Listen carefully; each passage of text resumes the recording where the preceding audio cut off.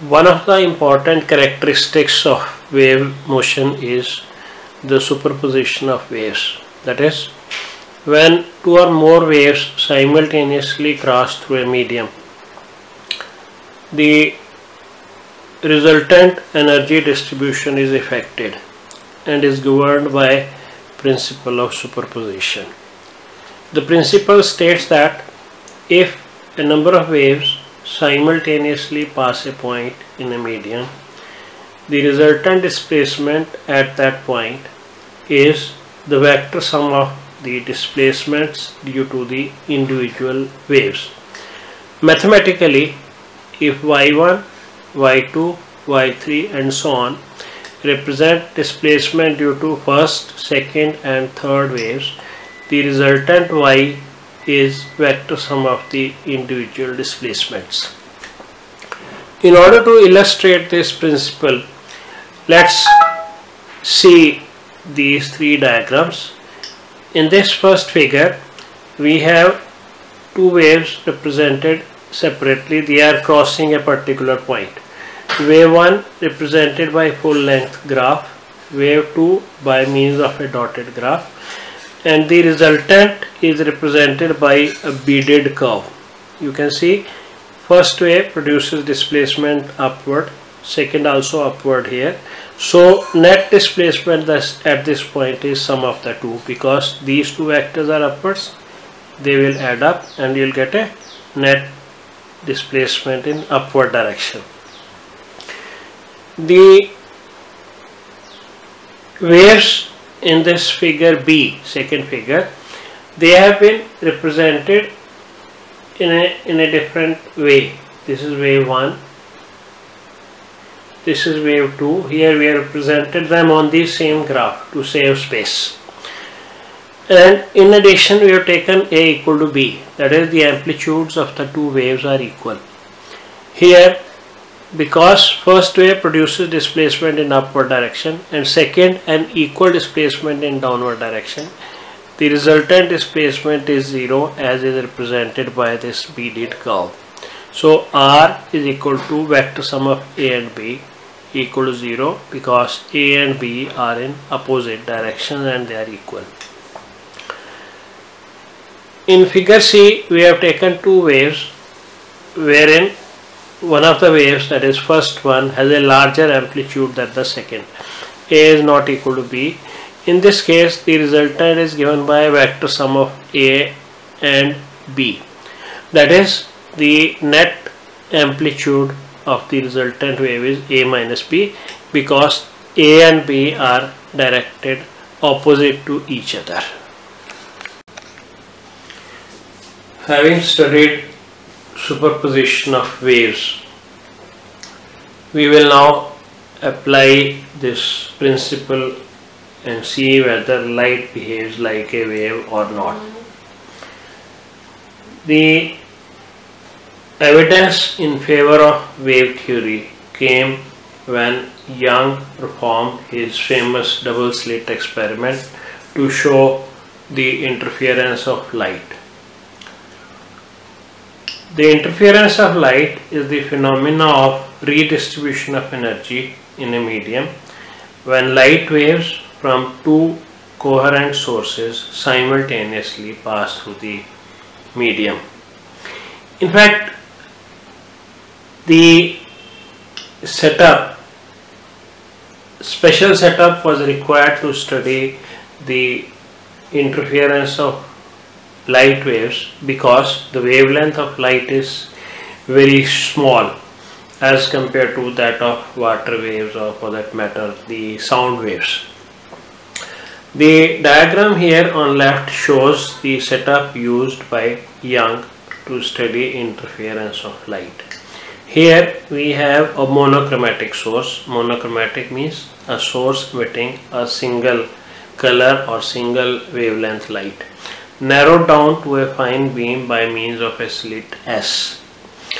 The wave theory, Huygens wave theory, shows that the point S here acts as source of secondary wavelets. These wavelets proceed to disturb two narrow closely spaced slits S1 and S2. So here S1 produces an independent secondary wavefront, S2 produces an independent secondary wavefront. As a result, Young observed that if we have a plane of observation XY, here we get alternate bright dark bands on either side of this central maxima. These dark and bright bands are called interference fringes, and this pattern conforms to wave character of light. To further illustrate it, let's consider S1 and S2 as two sources in a much enlarged diagram. Here from S1 we have waves emanating.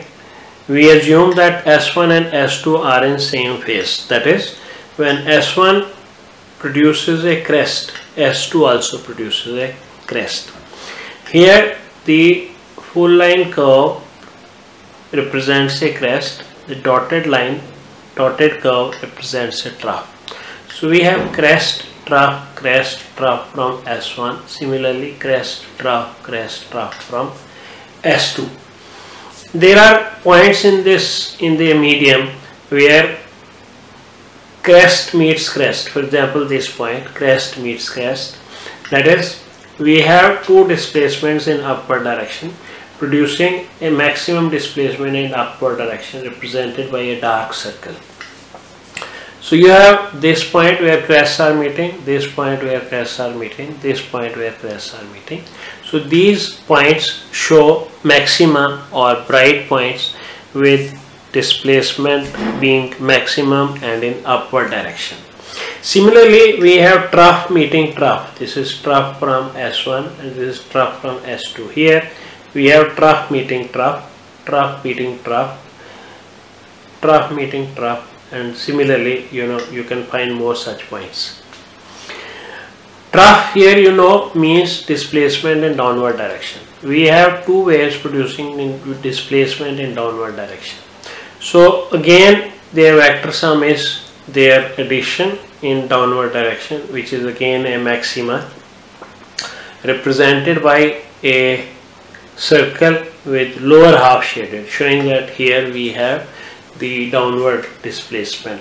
So you have maxima at total dark circles and at the circles which are darkened in the lower half. So these are points of maxima. Similarly, we have points in the median where crest from S1 meets trough from S2. For example, this point, or crest from S2 meets trough from S1. Such points, the displacement cancels out because they are in opposite directions and we get zero displacement and hence minimum intensity. Such points in Young's interference pattern will appear as dark points as shown in this diagram. So this formation of dark and bright points in interference of light or superposition of light confirms that light exhibits wave nature. One thing needs to be remembered, that energy from the points of minima shifts to points of energy maxima. That is, the energy missing from the dark points reappears at bright points. That is, here you have light plus light leading to darkness, because if the displacements happen to be in opposite directions, then you will get minimum intensity, minimum amplitude, and such points will appear as dark points. The phenomena conforms to the principle of energy conservation. There is no production of energy at maxima, no destruction at minima. The phenomena just leads to a redistribution of energy, shifting of energy from minima to the points of maxima. Now, which points will show minimum intensity or maximum intensity, we will study in the next part of the lesson. In order to obtain the conditions for maxima and minima in interference pattern, let's consider two waves represented by y1 is equal to a sin omega t and y2 is equal to b sin omega t plus phi. Omega being the angular frequency of the two interfering waves and phi is the initial phase difference. The net displacement at a point due to the two superposing waves is given by y1 plus y2 equal to a sin omega t plus b sin omega t plus phi. You can open this bracket and get a sin omega t plus b sin omega t cos phi plus b cos omega t sin phi. Rearranging, we can rewrite this expression in this form: a plus b cos phi into sin omega t plus b sin phi into cos omega t. Now let's substitute a plus b cos phi as r cos theta and b sin phi as r sin theta. We get y is equal to r sin omega t cos theta plus r cos omega t sin theta, which leads you to the result r sin omega t plus theta. The equation for resultant implies that the resulting wave obtained by superposition or interference is also a harmonic wave, because we have been able to express it in terms of a single sine function and has same frequency omega as that of the two constituent waves with a displacement r. Now net displacement r you can express in terms of a and b using equations 4 and 5. If you square 4 and 5 and add, you will get net displacement as a square plus b square plus 2ab cos phi. Here in this expression the only variable is cos phi. So r depends on phi, the phase difference between the waves 1 and 2. For maxima or for a point to be bright, cos phi should be maximum, that is 1, which is possible when phi is 2 pi, 4 pi, 6 pi, that is an integral multiple of 2 pi. And the consequent path difference is given by p equal to n lambda, because a phase difference of 2 pi corresponds to a path difference lambda. So these are conditions for maxima: phase difference 2n pi or path difference n lambda. Similarly, for minima or a dark point, cos phi should have a minimum value, that is -1, which leads you to this condition: phi is equal to 2n minus 1 pi, an odd number multiple of pi, or path difference 2n minus 1 lambda by 2, because a phase difference pi implies a path difference lambda by 2. Using these conditions, you get r maximum equal to a square plus b square plus 2ab. Here we have put cos phi as 1. So maximum displacement is a plus b. Similarly, minimum displacement possible is a minus b. This is amplitude at maxima and this is the amplitude at minima.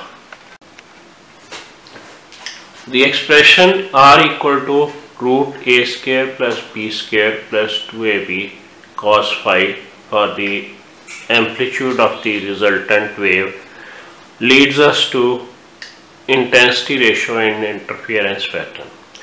The intensity ratio is basically the ratio of the intensity of maxima in interference pattern to that of minima. Now, using this expression, we can get to the expression for intensity ratio.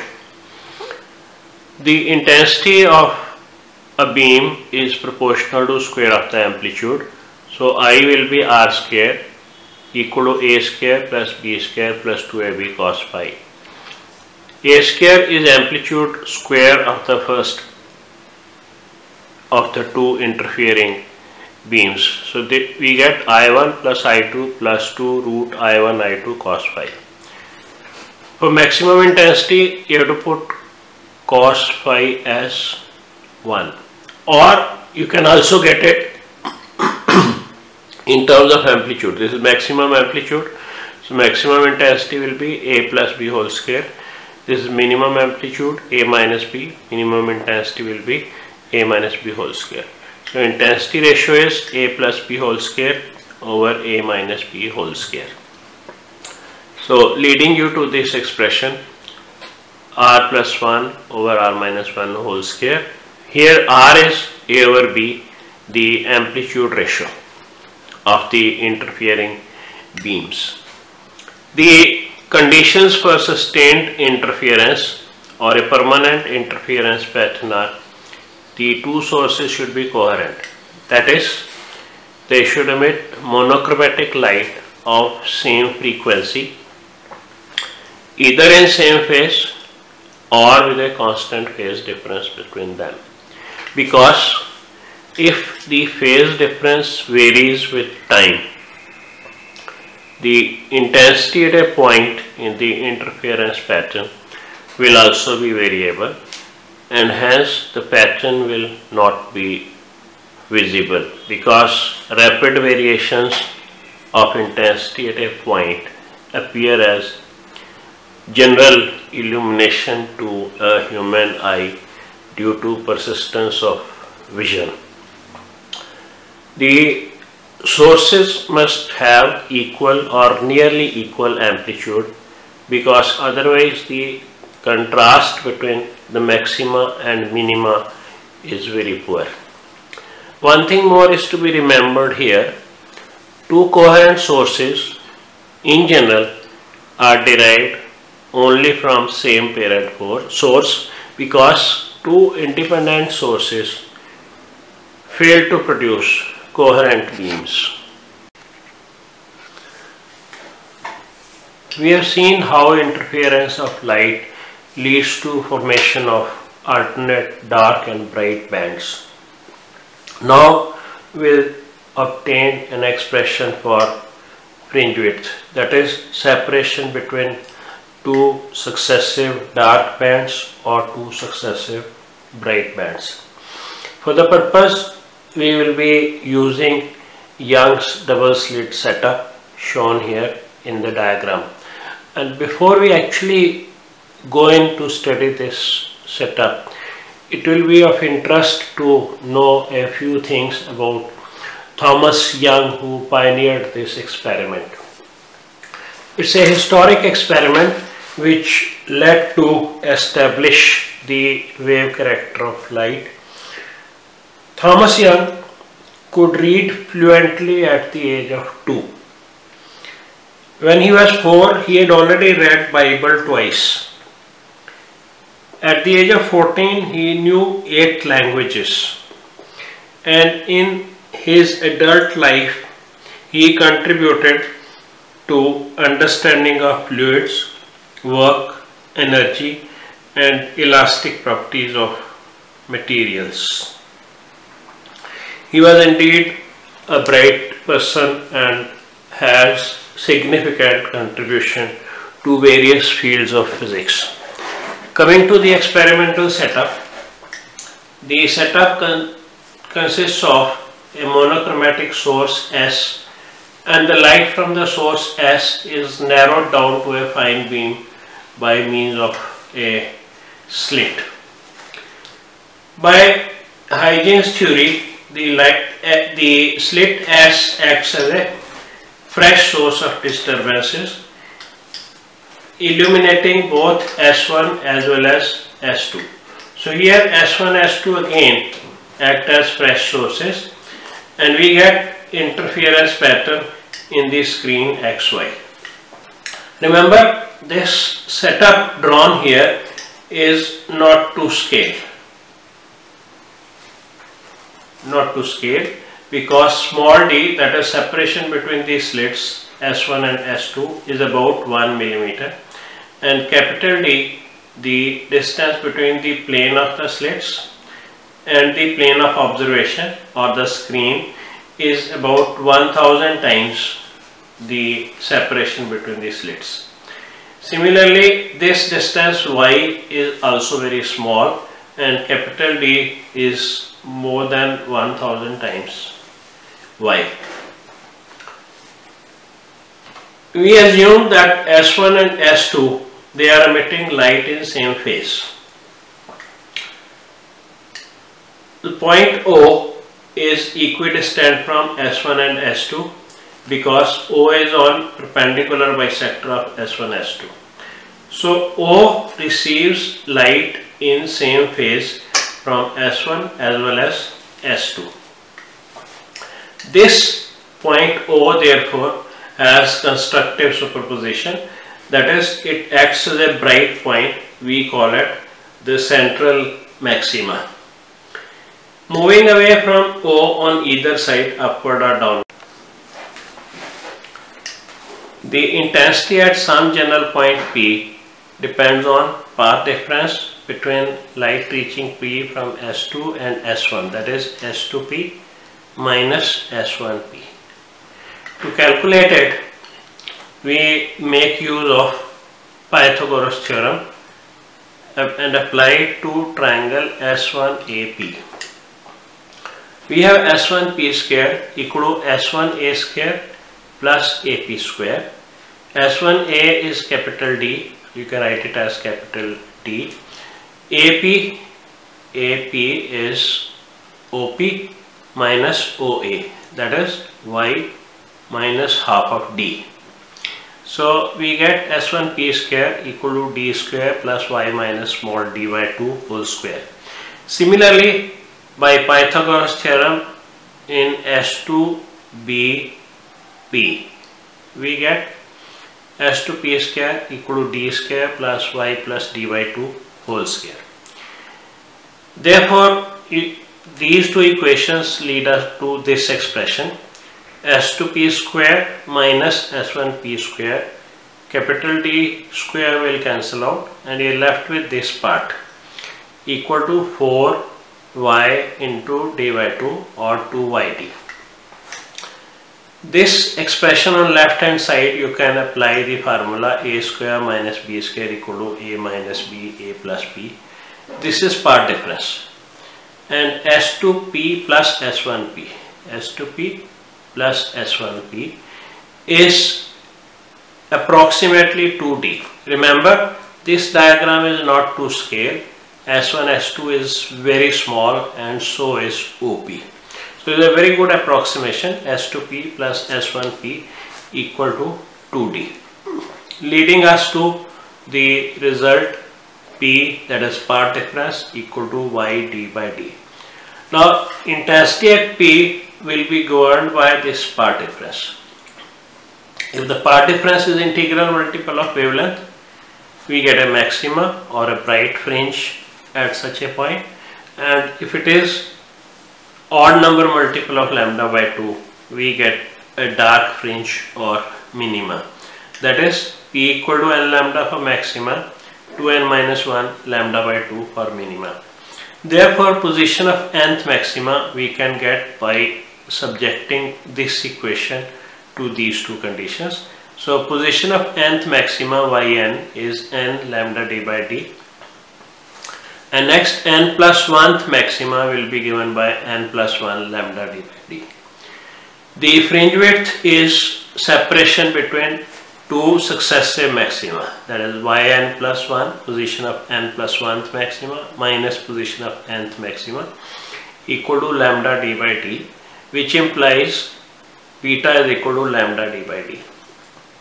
Remember, both the dark as well as bright fringes are equally wide, that is separation between bright fringes is equal to the separation between the dark fringes,